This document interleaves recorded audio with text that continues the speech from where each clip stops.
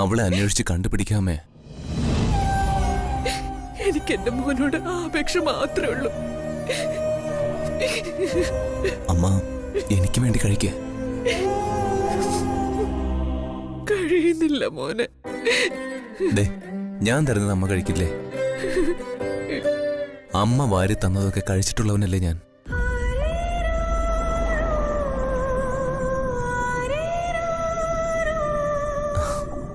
കഴിക്കമ്മേ. എന്ത് ഞാൻ സഹിക്കും. എന്റെ അമ്മയ്ക്ക് എന്തെങ്കിലും വന്നാ എനിക്ക് സഹിക്കാൻ കഴിയില്ല.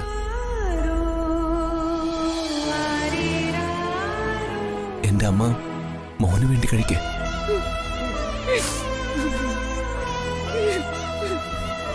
ദാമേ കഴിക്കമ്മേ.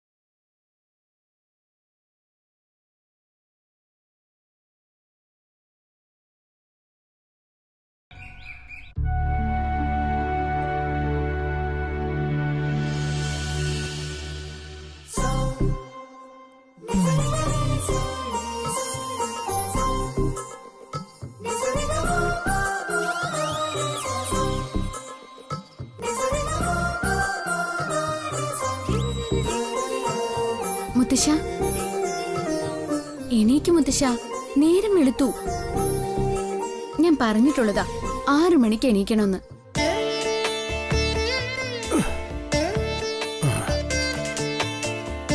അമ്മൂനെ കണി കാണാനല്ലേ മുത്തശ്ശൻ കണ്ണു തുറക്കാതെ കിടന്നത്?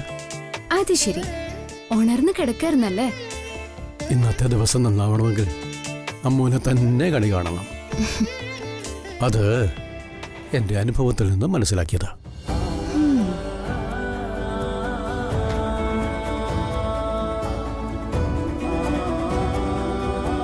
എവിടെ?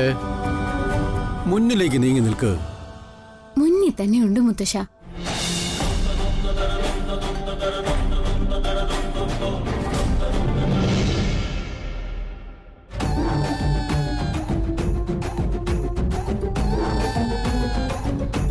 ചായ എനിക്ക് വേണ്ട. ബസുമതി കൊണ്ടുവയ്ക്കും. എന്തിനാ എന്നോട് ഇങ്ങനെ ദേഷ്യപ്പെടുന്നേ? തനിയെ ഇരുന്ന് പറഞ്ഞതൊക്കെ ഞാൻ കേട്ടു. അമ്മ പോയെന്ന് വെച്ച് ചായ പോലും കുടിക്കാതിരുന്നാൽ എന്ത് ചെയ്യും? എനിക്കിതൊന്നും കാണാനും കേൾക്കാനും വയ്യ.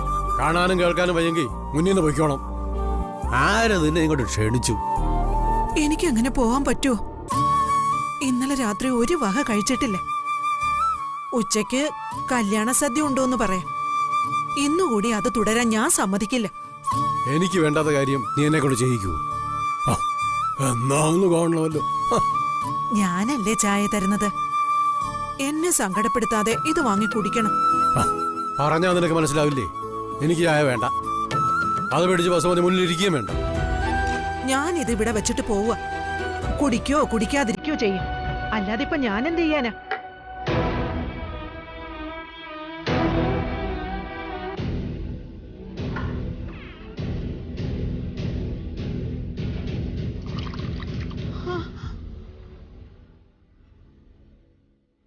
അമ്മ വന്നിട്ടിനി ഈ വീട്ടിൽ നിന്ന് വെള്ളം കുടിച്ചാ മതി.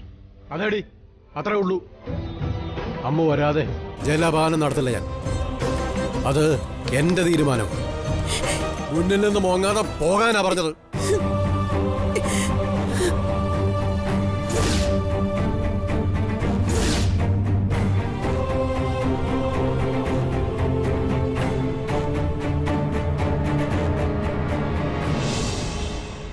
നിന്നോട് പറഞ്ഞാ കേക്കില്ല. ബെഡ് റെസ്റ്റ് എടുക്കാനാ ഡോക്ടർ നിന്നോട് പറഞ്ഞത്. കുഞ്ഞിനെ ഓർത്തെങ്കിലും 3-4 മാസം അടങ്ങി ഒതുങ്ങി നിൽക്ക്.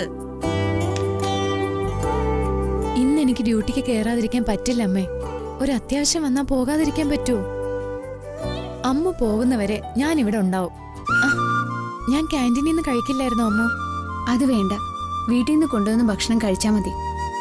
അടുക്കളയിൽ നിന്ന് നല്ല മണം വരുന്നത് ഞാനും അറിഞ്ഞതാ. അമ്മ തന്ന ചായ കുടിച്ചപ്പോഴേ അവളുടെ കൈപ്പുണ്യം ഞാൻ അറിഞ്ഞതാ. നമുക്ക് അമ്മുനെ വിടാതിരുന്നാലോ അമ്മേ? ഇനിയും ആരൊക്കെ അവളെ അന്വേഷിച്ചു വരുന്നതെന്ന് ആർക്കറിയാം. നീ അവിടെ ഫോൺ വെച്ചിട്ട് വന്ന നിലയ്ക്ക് അവര് ഫോണ് പരിശോധിക്കില്ലേ? അടുത്ത ദിവസങ്ങളിൽ നമ്മൾ രണ്ടാളും സംസാരിച്ചിട്ടുണ്ട്. സിസ്റ്റർ വിളിച്ചതും ഞാൻ വിളിച്ചതും ഫോണിൽ നിന്ന് ഡിലീറ്റ് ചെയ്തിട്ടുണ്ട്. അതെന്തായാലും നന്നായി. പിന്നെ അമ്മ പുറത്തൊന്നും ഇറങ്ങി നിൽക്കരുത്. അയൽക്കാരൊന്നും അമ്മുനെ കാണാൻ പാടില്ല.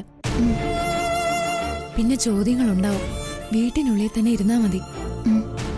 എന്തായാലും നമ്മൾ തമ്മിലുള്ള അടുപ്പം മനസ്സിലാക്കി സ്വാതി ഇവിടെ വരുമെന്ന് തന്നെയാ ഞാൻ കരുതുന്നത്. നല്ല കരുതൽ വേണം.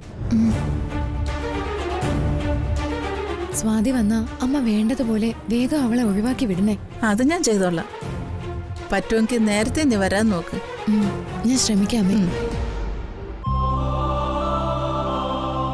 സത്യം പറയാലോ മോളെ, നിന്നെ ഇവിടെ പിടിച്ചു നിർത്തിയിരിക്കുന്നത് നിനക്ക് വേണ്ടി എന്തെങ്കിലും ചെയ്യണമെന്ന് കരുതിയ.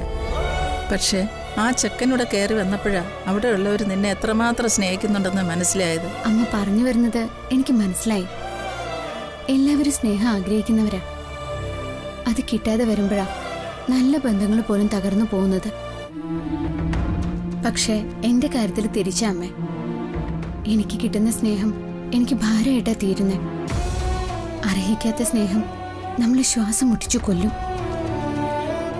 സ്നേഹത്തിന് അങ്ങനെ ഒരു മുഖമുണ്ട്. അതിൽ നിന്ന് രക്ഷപ്പെടാൻ നമ്മൾ വെമ്പും. ഞാൻ ഇറങ്ങി വന്നതും അതുകൊണ്ടാ.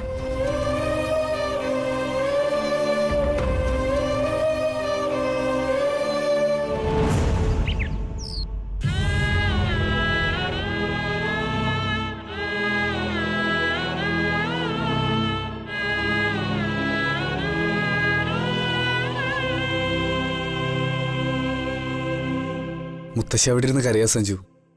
മുത്തശ്ശി കൊണ്ടുകൊടുത്ത ചായ മുത്തശ്ശൻ ബാത്റൂമിൽ ഒഴിച്ചു കളഞ്ഞു. എന്തിനാ മുത്തച്ഛനത് ചെയ്ത്? അമ്മ രാവിലെ മുത്തശ്ശിന് ചായ കൊടുക്കുന്നത്. അവളെ കാണാത്തതിന്റെ ദേഷ്യ. അമ്മ പോയിട്ട് ഒരു ദിവസമായി. അവളുടെ വീട്ടിലേക്ക് പോവില്ലെന്ന് കരുതാനൊന്നും പറ്റില്ല. അവിടെ നമ്മൾ അന്വേഷിക്കണം സഞ്ജു. നമുക്കിന്ന് അങ്ങോട്ട് പോവാം. നമ്മൾ അവിടെ ചെന്ന അമ്മ മിസ്സിംഗ് ആണെന്ന് പറയേണ്ടി വരില്ലേ? അവള് കത്തെഴുതി വെച്ചിട്ട് ഇറങ്ങിപ്പോയതാണെന്ന് പറഞ്ഞാ നമ്മുടെ ഭാഗം ക്ലിയർ ആവുമെന്ന് നിനക്ക് തോന്നുന്നുണ്ടോ സ്വാതി? അവരെല്ലാം ഇങ്ങോട്ട് വരും. ഇവിടുത്തെ ബാക്കി സ്വസ്ഥത കൂടി പോവും. അങ്ങനെ പറയാതിരുന്നാ പോരെ? അമ്മ അവിടെ എത്തിയില്ലെന്ന് മനസ്സിലായ നമ്മൾ അവിടുത്തെ ക്ഷേത്രത്തിൽ തൊഴാൻ പോയതാണെന്ന് പറയാം. പിന്നീട് അവര് വിവരം അറിഞ്ഞാ നമ്മൾ പറയാത്ത എന്താണെന്നുള്ള ചോദ്യം വരും. അവള് പെരുവണ്ണാപുരത്തേക്ക് പോവില്ല. അവിടെ പോയി നിൽക്കാൻ അമ്മ ധൈര്യപ്പെടില്ല. സഞ്ജുവിന് എന്റെ കൂടെ അവിടം വരെ വരാൻ കഴിയില്ലെന്ന് പറ, ഞാൻ പോയിക്കോളാം. അങ്ങോട്ട് പോവാതെ തന്നെ അമ്മ അവിടെ എത്തിയോന്നറിയാനൊരു വഴിയുണ്ട്. എങ്ങനെ? അമ്മ വെച്ചിട്ട് പോയ ഫോണിൽ അവളുടെ ശ്രീജയത്തിയുടെ ഫോൺ നമ്പറുണ്ട്. അതിൽ വിളിച്ച് കുശലം പറഞ്ഞാ അവര് പറയില്ലേ? ഇവൻ പറഞ്ഞത് കറക്റ്റാ. നീ നിന്റെ ഫോണിൽ നിന്ന് അവരെ വിളിക്കുക. അമ്മുവിന്റെ നമ്പറിൽ നിന്ന് വേണ്ട. ദാ ഇതാ നമ്പർ.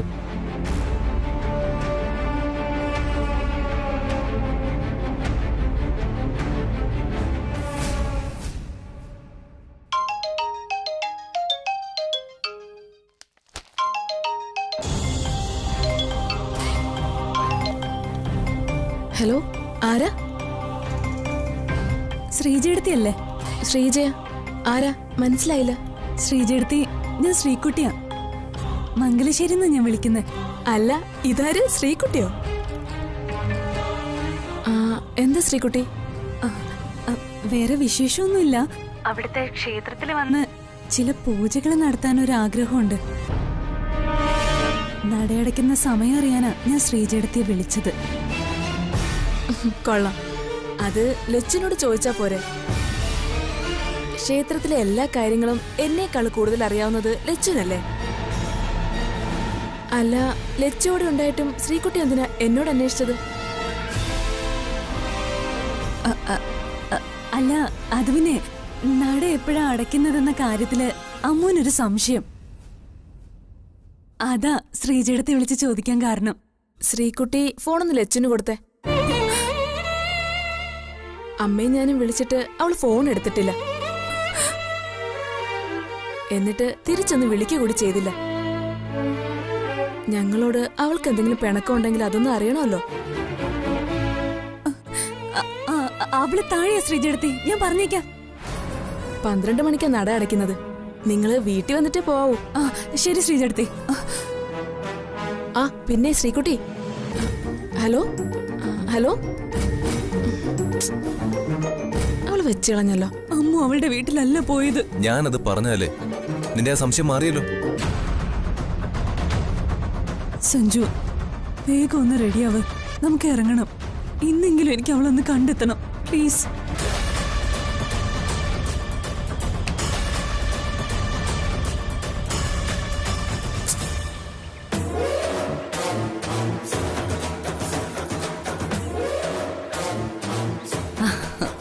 അങ്ങനെ ആ സംശയവും തീർന്നു. അമ്മ പോയത് സ്വന്തം വീട്ടിലേക്കല്ല. അവളെവിടെ പോവാന്? അവൾ ഈ സിറ്റി തന്നെ ഏതോ പരിചയക്കാരുടെ വീട്ടിൽ കാണും. അതും അല്ലെങ്കിൽ അവളുടെ ഭർത്താവ് എന്ന് പറയുന്ന ഒരുത്തനുണ്ടല്ലോ, അവന്റെ കൂടെ കറങ്ങാൻ പോയതായിരിക്കും. തിരിച്ചു വരാനാണെങ്കിൽ അവള് കത്തെഴുതൂ. അന്ന് പൂജാമുറിന്ന് വല്യേച്ചി പോയ ശേഷമേ ഒരു കത്തെഴുതി വെച്ചിട്ട് പോവാൻ ഞാൻ അവളോട് പറഞ്ഞത്. പക്ഷേ അവള് കാണിക്കുന്ന ഷോയാ. നമുക്കിട്ട് തിരിച്ചു പണി തരാനുള്ള ശ്രമം അവള് കാണിക്കുന്ന. എങ്ങനെ? 1-2 ദിവസം കഴിയുമ്പോ ശ്രീകുട്ടിയോ സഞ്ജുവോ കാണാൻ സാധ്യതയുള്ള സ്ഥലത്ത് അവൾ തലപൊക്കും. അതുവരെ അവളെ അന്വേഷിച്ചു വലയട്ടെ എന്ന് അവൾ കരുതും. കണ്ടെത്തി കഴിയുമ്പോ കൂടെ വരില്ല എന്ന് അവൾ ഉറപ്പിച്ചു പറയും. ഒടുവിൽ കാല് പിടിക്കേണ്ടി വരും ശ്രീകുട്ടിക്ക്. അവളല്ലേ ശ്രീകുട്ടിയുടെ ജീവവായു. ഈ വീട് കീഴടക്കിയ ഭാവത്തിൽ മഹാറാണിയെപ്പോലെ മംഗലശ്ശേരിയിലേക്ക് അവൾക്കൊരു വരവുണ്ട്. അവൾക്കുള്ള ബുദ്ധി നമുക്കില്ലാതെ പോയി. സത്യത്തിൽ അവളെവിടുന്ന് ഓടിച്ചു വിട്ടതിലൂടെ അവളിവിടെ പിടിമുറുക്കിയത്, നമുക്ക് മുകളിൽ വളർന്നത്. ഇനി അമ്മൂന് മുഖാമുഖം നിൽക്കാൻ വല്യേച്ചി പോലും ഭയക്കും. നമുക്ക് നേരെ വിരൽ ചൂണ്ടാൻ അവൾ എന്തിനു ഭയക്കണം? അവളുടെ 2ാം വരവ് ഒരിക്കലും സംഭവിക്കാൻ പാടില്ല. എന്റെ ചെകിട്ടത്ത് കിട്ടുന്ന അടിയായിരിക്കും അത്. അവൾ തിരിച്ചു വരാതിരിക്കണമെങ്കിൽ അവൾ ജീവനോടെ ഉണ്ടാവരുത്. അതിന് നിനക്ക് ചെയ്യാവുന്നതൊക്കെ നീ ചെയ്. ഏത് വഴിയിലൂടെയും നീ പോയിക്കോ. ആ പെണ്ണിന്റെ മുഖം കാണാൻ പോലും ഞാൻ ആഗ്രഹിക്കുന്നില്ല. നമ്മുടെ നീക്കത്തിൽ ദിനേശനെ കൂടെ കൂട്ടുപിടിക്കണം. ഈ വീട്ടിലെ 3 പെൺമക്കളും ഒന്നിച്ചു നിൽക്കണം. അവളെ നെഞ്ചിനുള്ളിൽ കൊണ്ടു നടക്കുകയല്ലേ എന്റെ മകള്. അവളുടെ മനസ്സിൽ നിന്ന് ആ പെണ്ണിനെ പിഴുതെറിയണം എനിക്ക്. വല്യേച്ചിക്ക് അതിന് കഴിയും. അമ്മൂന്റെ ഫോട്ടോയിൽ മാല ചാർത്തി വിളക്ക് വെച്ചിട്ടായിരിക്കും ശ്രീകുട്ടി കതിർമണ്ഡപത്തിലേക്ക് പോവുക.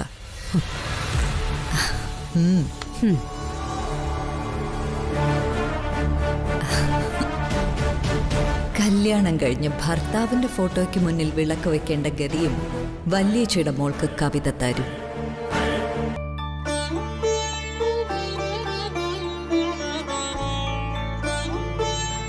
ഇവിടെ അധിക നേരം ഇരിക്കണ്ട അമ്മോ.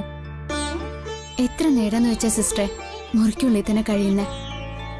ഞാനെന്നാ പോയിട്ട് വരാം. ശരി ശരി.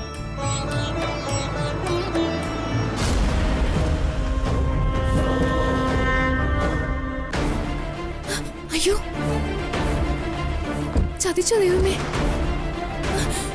വാ ഇങ്ങോട്ട്, പറഞ്ഞു തീർന്നില്ല. എന്താ സിസ്റ്റർ? നീ ആര് ഭയക്കുന്നോ അവരാ നിന്നെ അന്വേഷിച്ചു വരുന്നത്. സഞ്ജു, സ്വാതി വരുന്നു. നിന്നെ കണ്ടിട്ടില്ല, വേഗം അകത്തേക്ക് പോ.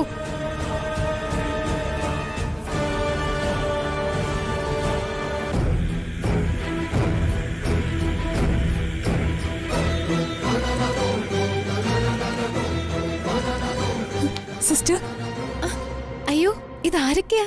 എനിക്ക് വിശ്വസിക്കാൻ കഴിയുന്നില്ല. വിശ്വസിക്കാൻ കഴിയുന്ന കാര്യങ്ങളല്ല സിസ്റ്റർ ഇപ്പൊ നടന്നുകൊണ്ടിരിക്കുന്നത്. അമ്മ വീട്ടിൽ നിന്ന് പോയ വിവരം പറഞ്ഞ് ഇവിടെ ഒരാൾ വന്നിരുന്നു. അമ്മ പറഞ്ഞപ്പോഴാ ഞാൻ കാര്യങ്ങൾ അറിഞ്ഞത്.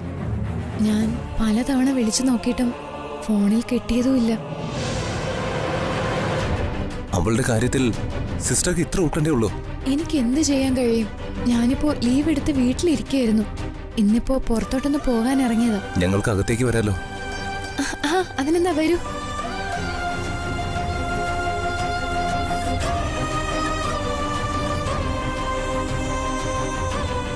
നിങ്ങൾ ഇരിക്ക്.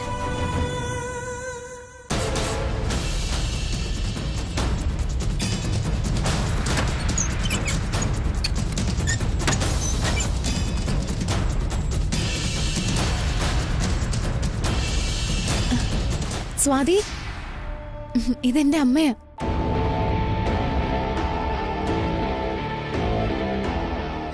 അമ്മേ, ഇവര് അമ്മ നിന്ന് വീട്ടിൽ നിന്ന് വന്നതാ. ഓ, മനസ്സിലായി. അവളെപ്പറ്റി എന്തെങ്കിലും വിവരം ഞങ്ങൾക്ക് കിട്ടിയെന്നറിയാൻ വന്നതാവും അല്ലേ? ഒരു പയ്യനും വന്നു പോയിരുന്നു. ഇന്നലെ രാത്രി ഇവൾ അമ്മുവിന്റെ കാര്യം പറഞ്ഞു. സന്മനസ്സുള്ള കുട്ടിയാ. ഇവളോട് പോലും ഒരു വാക്ക് പറയാതെയാ അവള് പോയത്. ഞാനാണെങ്കിൽ ആ കുട്ടിയെ കണ്ടിട്ട് പോലുമില്ല. പ്രകാശൻ വന്നിട്ട് അവനെയും കൂട്ടി അമ്മുവിനെ വന്ന് കാണാനിരുന്നതാ. അത്രയ്ക്ക് കടപ്പാട് ഞങ്ങൾക്ക് അവളോടുണ്ട്. ആ കടപ്പാടുള്ളോണ്ട് ചോദിക്കുക, അമ്മു എവിടെയാ ഉള്ളത്? സിസ്റ്ററോട് പറയാതെ അവള് പോവില്ലെന്ന് എനിക്കറിയാം. അമ്മുവിന് ജോലി വാങ്ങി കൊടുക്കാന്ന് സിസ്റ്റർ ഓഫർ ചെയ്തിരുന്നു. എന്നെ കാണുമ്പോഴൊക്കെ അമ്മ ജോലിക്കാരി സംസാരിക്കുമായിരുന്നു. ഞാൻ ചില ശ്രമങ്ങളും നടത്തി, പക്ഷേ ഒന്നും നടന്നില്ല. ജോലി കിട്ടിയാ പോയതെന്ന് അവള് കത്തിൽ എഴുതിയിട്ടുണ്ടല്ലോ, അല്ലേ സഞ്ജു? ഞാനായിട്ട് ഒരു ജോലിയും അമ്മുന് ഏർപ്പാടാക്കി കൊടുത്തിട്ടില്ല. ഞാൻ എന്തിനാ സ്വാതി നിങ്ങളോട് കള്ളം പറയുന്നത്? എനിക്കിത് വിശ്വസിക്കാനാവില്ല സിസ്റ്റർ. അമ്മു രാവിലെ വന്നത് ഇവിടേക്ക് തന്നെയാ. സിസ്റ്റർക്കറിയോ, ഒരു വീട് അവളുടെ തിരിച്ചറിവിന് വേണ്ടി കാത്തിരിക്കുക.